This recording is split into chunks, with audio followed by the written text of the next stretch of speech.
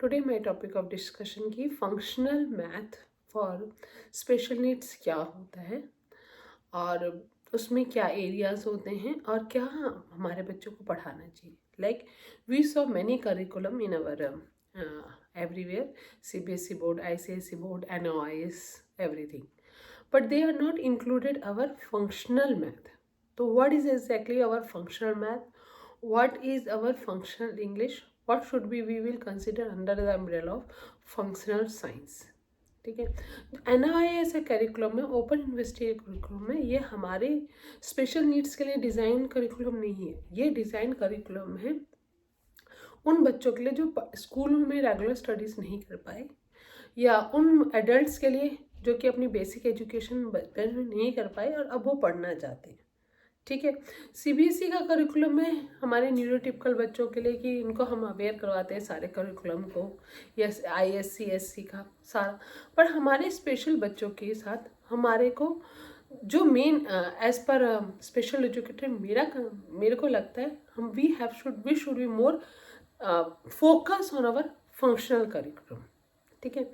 क्यों मैं ऐसा कह रही हूँ कि हमें फंक्शनल करिकुलम के लिए ज़्यादा फोकस होना चाहिए. बहुत सारी चीज़ें हैं हमारे इन्वायरमेंट में, बहुत सारी बातें हैं, बहुत सारी बिहेवियर्स हैं, बहुत सारे स्पीच एंड लैंग्वेज के इश्यूज हैं स्पेशल नीड्स के साथ, कम्युनिकेशन इश्यूज हैं, उनके फंक्शनल इश्यूज हैं, उनके एरियल इश्यूज हैं, उनके लाइफ स्किल इश्यूज हैं. अगर हम लोग किसी पर्टिकुलर करिकुलम जैसे CBSE या ICICI NOIS किसी इस ऐसे करिकुलम के पीछे भागते रहेंगे तो somewhere we are not able to get other things like language communication, aerial skills, life skills. तो एज अ स्पेशल एजुकेटर या as a parent of a special need, I think our main constraint, our main focus and concentration is toward the functional academics to my son. Not कि मैं उसे NOIS का 10th करवा दूँ, 12th करवा दूँ, या CBSE से या ICISI से, क्योंकि मुझे उसके एकेडमी के साथ, academic is a one part. ठीक है. Academic is a one part. ठीक है. साथ में मुझे उसको लैंग्वेज भी सिखाना है, कम्युनिकेशन भी सिखाना है. लैंग्वेज एंड कम्युनिकेशन अलग अलग चीज़ है. ठीक. उसकी बिहेवियर को भी हेल्प करनी है, उसकी सेंसरी इश्यूज को भी टारगेट करना है, उसके एरियल्स को भी टारगेट करना है, उसके लाइफ स्किल्स को भी टारगेट करना है. ठीक है. साथ में मुझे उसको, अगर वो 12-13 साल का हो गया, तो कुछ ना कुछ वोकेशनल लर्निंग की तरफ भी टारगेट करना है. तो मेरे जब इतने सारे टारगेट्स हैं और मैं कह रही हूँ कि I am just concentrated on only this and I am not focusing, तो it is not correct for my child or for any child. So okay, fine, this is our part, but these are also our part. So let's consider what is a function. तो let's focus our functional curriculum. Functional curriculum में सबसे पहले जैसे हम functional math लेते हैं.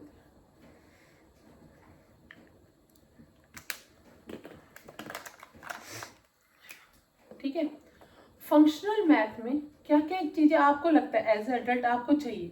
अगर आप एज ए अडल्ट आपको देखोगे तो आपको सबसे ज़्यादा ज़रूरी है मनी का कंसेप्ट. ठीक है. मनी की वैल्यू को समझना, मनी के नोट्स को समझना. अगर मुझे किसी को कोई बिल पे करना है तो 2 चीज़ों को ऐड करके देख के पाना. जैसे मैंने 3 रुपीज़ का अगर चॉकलेट खरीदा है, 4 रुपीज़ का बिस्किट खरीदा है, तो टोटल 3 + 4 7 रुपीज़ मुझे पे करने. ये सब मनी में आएगा. और अगर मैंने 10 रुपीज़ शॉपकीपर को दिया, मैंने 7 रुपीज़ का सामान खरीदा है, तो शॉपकीपर मुझे 10 - 7 3 रुपीज़ रिटर्न करेगा. अगर मैं मार्केट जाती हूँ, मैंने कोई चिप्स का पैकेट देखा जो कि 55 रुपीज़ का था और मेरे पास 10 रुपीज़ है, तो मैं इसे नहीं खरीद सकती. ये बजटिंग. वैसे रेस्टोरेंट, ये सारे हमारे कंसेप्ट आते हैं मनी के अंदर. ठीक है. दूसरा सबसे ज़्यादा इंपॉर्टेंट कंसेप्ट होता है क्लॉक का.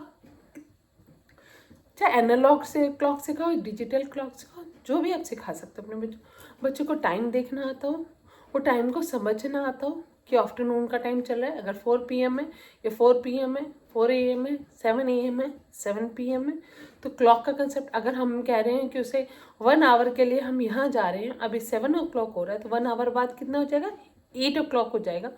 इस चीज़ की समझ में. नेक्स्ट होगा उसका कैलेंडर. कैलेंडर को देख के समझ में आना कि इस मंथ में ये फेस्टिवल आना है, ये इस मंथ में इतने दिन अभी रहता है फेस्टिवल आने का, आज का डे क्या है, मंथ क्या है, ईयर क्या है, इन सब की अंडरस्टैंडिंग आना। ठीक है। मनी हो गया, बिलिंग, जैसे रेस्टोरेंट में जाते हैं, बच्चा कुछ पे करता है कि उस पर कुछ टैक्सेस लगते हैं, या हम कोई शॉप पे जाते हैं, कुछ मेडिसिन बाय करते हैं, उस पर कुछ पे करते हैं, टैक्सेस, बेनिफिट्स वगैरह को समझना, ये आ गया बिलिंग में। नेक्स्ट हो गया सिंपल मैथ। सिंपल मैथ की सिंपल बच्चा कैलकुलेटर से या मेंटल मैथ से या बोर्ड से या किसी भी टेक्निक में सिंपल ऐड, सब्ट्रैक्ट, डिवाइड कर सके। इसके साथ अगर आप कभी थोड़ा बहुत और कुछ सिखाना चाहते हो तो एक आता है ग्राफ्स। ग्राफ्स में या पाई चार्ट वगैरह में इसलिए कह रही हूँ कि कई बार हम फ्रैक्शंस सिखाने की सोचते हैं या ग्राफ से पाई चार्ट, तो उससे बच्चों को एक आइडिया आ जाता है कि क्या हम कहना चाहते हैं। तो this 5 are mainly function: money, clock, calendar, billing और सिंपल मैथ। और एक और चीज आती है इसमें, मेजरमेंट। मेजरमेंट में जैसे हम कह रहे हैं 2 kg का प्राइस, 1 kg का प्राइस $3 है, तो 2 kg का प्राइस कितना होगा, 1 मीटर है, इसका प्राइस इतने। तो उसके साथ थोड़ा बहुत उनको रिलेशनशिप समझ में आ जाए। तो हमारे फंक्शन में हो गया, ग्राफ्स को आप छोड़ सकते हो, बट ये सारी चीजें बहुत जरूरी है: money, clock, calendar, billing, simple math और मेजरमेंट। तो ये आ गया आपके फंक्शनल मैथ में जो आपके अपने बच्चे को सिखाना जरूरी है। नेक्स्ट अगर हम कंसिडर करते हैं फंक्शनल इंग्लिश। इंग्लिश हर जगह एक लैंग्वेज है। इंग्लिश के लिए मैं इसलिए ज़्यादा कह रही हूँ हिंदी की जगह, क्योंकि अगर आप कंप्यूटर पढ़ रहे हो, चाहे आप साइंस पढ़ रहे हो, चाहे आप न्यूज़पेपर पढ़ रहे हो, कुछ भी पढ़ रहे हो, सब इंग्लिश में। अगर आपको इंग्लिश में कोई भी अनसीन पैसेज को या कोई भी अनसीन पैसेज को या कोई भी पैसेज को पढ़ के उसका मतलब समझ में आ जाए, that is more than enough for the functional English। ठीक है, कोई भी अनसीन पैसेज समझ में आ जाए, कोई भी, चाहे इसमें आप बच्चे से पहले जैसे 1 लाइन का स्टार्ट करवा सकते हो, this is a cat, cat is an animal, या this is a cat, what animal it is, cat. ठीक है, यानी कि उस बच्चे को उस लाइन का मतलब समझ में आ गया। या cat is an pet animal, what is the name of a pet animal, cat. तो इसका मतलब उस लाइन का मतलब समझ में आ गया। 1 लाइन, फिर 2 लाइन, फिर 4 लाइन, फिर 8 लाइन, कोई छोटा पैसेज का बच्चे को अगर मतलब समझ में आ जाता है और उसके बेसिस पे वो कंक्लूजन निकाल सकता है या क्वेश्चन से कर सकता है, तो that is a functional English. दूसरा, बच्चा को सेंटेंसेस बनाना सीख ले किसी भी टॉपिक पे। क्यों सेंटेंसेस बनाने, यानी कि सेंटेंसेस बच्चा तभी बना पाएगा ना, हम किसी चीज़ पे सेंटेंसेस तभी बना पाते हैं ना जब हम उसकी कुछ फंक्शनलिटी, उसके कुछ एट्रीब्यूट्स, उसकी कुछ डिटेल्स जानते हैं। तो अगर सेंटेंसेस बना सकता है बच्चा, तो वो उसके, यानी कि उसको थोड़ा उसके बारे में और डिटेलिंग में समझ में आ रहा है। अगर सेंटेंस बना रहा है बच्चा, लेटर राइटिंग कर सके या पैराग्राफ या डायरी एंट्री, कुछ भी आप कह सकते हो, सब कुछ एक ही है। लेटर राइटिंग, छोटा सा ईमेल लिख सके 4-5 लाइन का, छोटा सा पैराग्राफ लिख सके थोड़ा, तो ये आ रहा है हमारा फंक्शनल इंग्लिश में। एक और हमारे फंक्शनल इंग्लिश में अगर आपको करवाना है तो प्रीपोजिशन। प्रीपोजिशन सब बहुत ज़्यादा इंपॉर्टेंट है, क्योंकि प्रीपोजिशन से ही बच्चा अपने इन्वायरमेंट की चीज़ों की प्लेसमेंट समझ पाता है। It's on the sofa, it's in the sofa, it's under the sofa, सारी प्रीपोजिशन का खेल है preposition. And last not least, opposites. Opposite का मतलब ये नहीं है कि बिग का स्मॉल ऐसे बच्चे ने रट रखा है, उसका कंसेप्ट समझ में आना। बिग का मतलब क्या होता है, स्मॉल का मतलब क्या होता है, मोर का मतलब क्या होता है, फ्यू का मतलब क्या होता है, टॉल का मतलब क्या होता है, शॉर्ट का मतलब क्या होता है, समझे। तो अपोजिट में कंसेप्ट, जितने भी अपोजिट है ना, सबके हर कंसेप्ट को बच्चों को पूरा एलोबरेटली समझाओ, पूरी डिटेल में समझाओ, क्योंकि ये दोनों चीज़ें बच्चे की लैंग्वेज में हेल्प करेगी, बच्चे की अनसीन पैसेज को समझने में हेल्प करेगी, बच्चे की सेंटेंस बिल्डिंग, पैराग्राफ और लेटर लिखने में समझ पैदा करेगी। क्योंकि बच्चा अगर ये दोनों को कंसेप्ट को अच्छे से समझ रहा है, तो बच्चा आपका कोई भी पिक्चर डिस्क्रिप्शन कर सकता है। किसी भी पिक्चर को बता सकते हैं, किसी भी पिक्चर के बारे में आपको बता कर सकते हैं।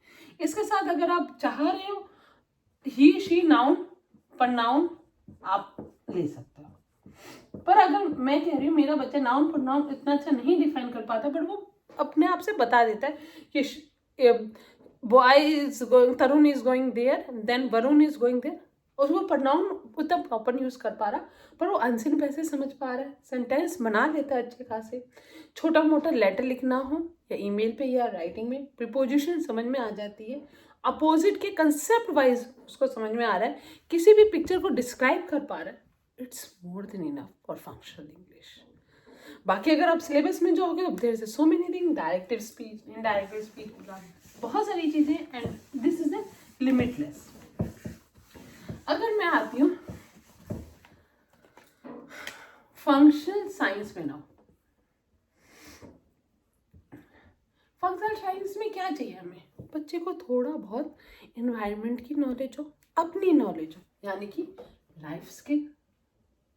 लाइफ स्किल्स मीन्स जैसे we are baby then we grow, कुछ फूड्स के बारे में पता हो कि कौन सा फूड जंक होता है, कौन सा फूड हेल्थी होता है, फूड की डिटेल्स के बारे में पता हो कि मेरा फूड कौन सा कार्बोहाइड्रेट होता है, किस में प्रोटीन मिलता है, ताकि अगर कल को फ्यूचर में बच्चे को कोई कहे कि you need to be eat a protein food, तो बच्चा समझ सके।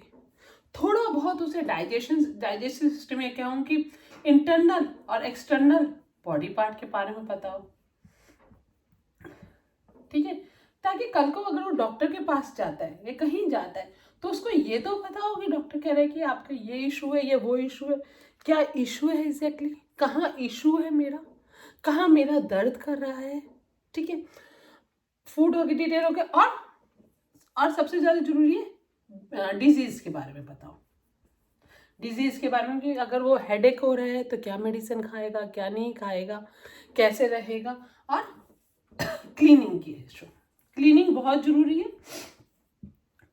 जैसे डिजीज़ में हमें जैसे बच्चा बता पाए मेरा हेडेक हो रहा है, मेरा लेग पेन हो रहा है, मेरा ये हो रहा है, ये डिजीज़ हो रही है, ये प्रॉब्लम हो रही है, इसमें मैं कह रही हूँ क्लीनिंग में उसको पता हो कि साफ बर्तन, ये ऐसे लाइफ स्किल में भी आता है, पर कैसे हम बर्तनों को साफ करते हैं, कपड़े क्लीन क्यों पहनने चाहिए, इन सब। तो this is come under the umbrella of functional science. आजकल कंप्यूटर का वर्ल्ड है, तो हम कंप्यूटर को इग्नोर नहीं कर सकते, कंप्यूटर को ख़त्म नहीं कर सकते अपनी लाइफ से, तो मैं एक फंक्शन कंप्यूटर भी जरूर कंसिडर करती हूँ। क्यों फंक्शनल कंप्यूटर कंसिडर करती हूँ, क्योंकि कल को बच्चे को व्हाट्सएप से मैसेज भेजने, ईमेल नहीं लिखने, तो फंक्शनल कंप्यूटर में अगर हमें व्हाट्सएप से मैसेज या ईमेल जो भी करना है तो वो क्या आ रहा है, MS वर्ड। अगर बच्चे को MS वर्ड में टाइपिंग करनी आ गई है तो बच्चा कोई भी ईमेल टाइप कर सकता है, ठीक है। इसी में इंग्लिश वाला पार्ट भी आ सकता है कि अगर बच्चे को सेंटेंसेस बनाने आ गए तो वो भी टाइपिंग करके ईमेल कर सकता है। थोड़ा बहुत अगर बच्चे को अगर इंटरेस्ट है PPT वगैरह पावर पॉइंट आप सिखा सकते हो, जिससे कि थोड़ा वो अपने हिसाब से जो वो देख रहा है, अपने बड़ा हो रहा है, एडल्ट हुआ, कहीं घूमने गया, उसने 5 चीज़ें देखी, उसने 5 फोटोग्राफ्स खींचे, फिर उन 5 फोटोग्राफ्स में जू में 5 एनिमल्स की फोटोग्राफ खींची, फिर उसके ऊपर PPT बना दिया कि मैंने ये एनिमल्स देखे, कुछ भी, ताकि वो बच्चे की एक तरह से लेजर एक्टिविटी में आ जाए, ठीक है।